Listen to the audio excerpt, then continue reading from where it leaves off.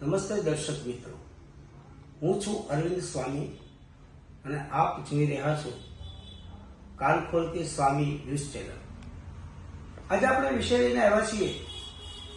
અત્યારે જે ભાજપનું સદસ્યતા અભિયાન ચાલી રહ્યું છે એના વિશે। છેલ્લા 1 મહિનાથી આ અભિયાન ભાજપ દ્વારા ચાલી રહ્યું છે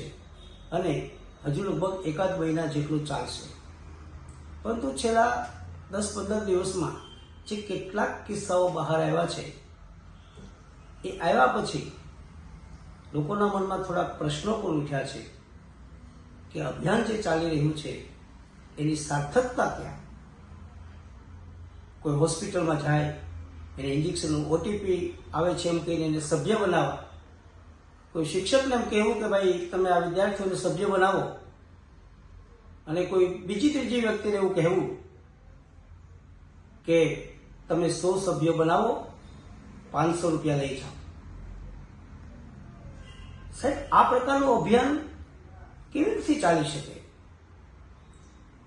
લોકોના મનમાં એક પ્રશ્ન ઉઠ્યો છે, લોકોના મનમાં એક શંકા જાગી છે। તમે જ્યારે કોઈને સભ્ય બનાવો છો, કોઈ પણ પાર્ટી હોય, પછી ભાજપ હોય કે કોંગ્રેસ હોય, આ તો અત્યારે ભાજપનું ચાલી રહ્યું છે એટલે આપણે ભાજપની વાત કરીએ છીએ, પરંતુ તમે જ્યારે કોઈને સભ્ય બનાવો છો સાહેબ, અને તમે એમને નંબર આપો છો, એટલે પછી એ વ્યક્તિ સભ્ય રહેતી નથી સાહેબ, એક કાર્યકર બની જાય છે, અને કાર્યકરનું ઘડતર કરવાની જવાબદારી સિનિયર કાર્યકરોની હંમેશા હોય છે।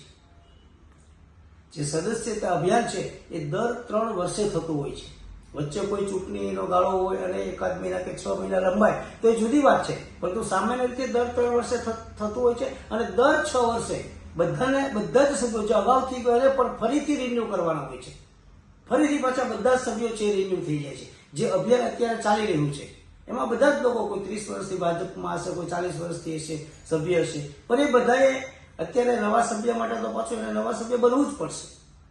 અને પછીના 3 વર્ષ પછી હવે પછીનું જે અભિયાન આવશે એની અંદર કુલ જે સભ્યો હશે એમાં 20%, 25% પાર્ટી નક્કી કરે છે, એ સભ્ય સંખ્યા એમાં ઉમેરવાની હોય છે, અથવા તો એ સભ્યને વધારવાના હોય છે, અથવા તો નવા લેવાના હોય છે કે નવા બનાવવાના હોય છે। પરંતુ અત્યારે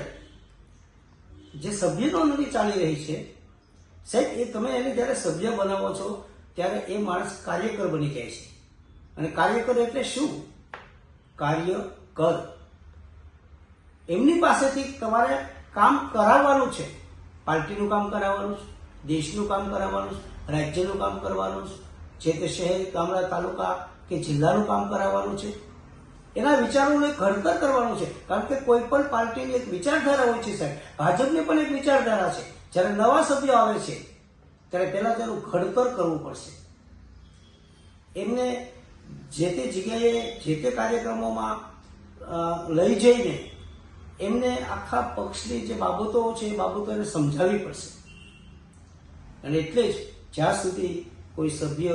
એક કાર્યકર બની જાય છે અને કાર્યકરનું ઘડતર ન થાય ત્યાં સુધી ગમે તેટલી સંખ્યામાં તમે સભ્ય બનાવો એનો સાહેબ કોઈ અર્થ નથી। અને આ જવાબદારી કોની છે? જે સિનિયર કાર્યકરો છે, એ સિનિયર કાર્યકરો છે એ નવા સભ્યોને 3 વર્ષ દરમિયાન વિભિન્ન રીતે બધી તાલીમ આપે છે, એક પ્રકારની તાલીમ જ છે। કાર્યક્રમોમાં જવું, કાર્યક્રમો કેમ કરવા, કાર્યક્રમ પૂર્વેની શું વ્યવસ્થા, કાર્યક્રમ પાછળનો હેતુ શું, સરકારને સંગઠન કઈ રીતે મદદરૂપ થઈ શકે, લોકોમાં સંગઠન સરકારનું જે કામ છે કઈ રીતે પહોંચાડવું, આવી કેટલી પ્રકારની જે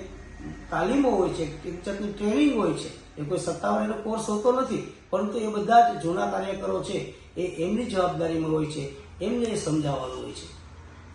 પણ જો આપણે કાર્યકરને એ રીતથી નહીં સમજાવો તમે લોકો, તો એવું થશે કે ભવિષ્યની અંદર એવા કાર્યકરોનું નિર્માણ થશે કે જે પાર્ટીને બહુ ઉપયોગી નહીં થાય, પરંતુ વિચારધારા સાથે ઘડાયેલો કાર્યકર છે, અનુભવી કાર્યકરની સાથે રહી અને જે કાર્યકરનું ઘડતર થયું છે એનાથી સાહેબ પાર્ટીને તો ફાયદો થશે,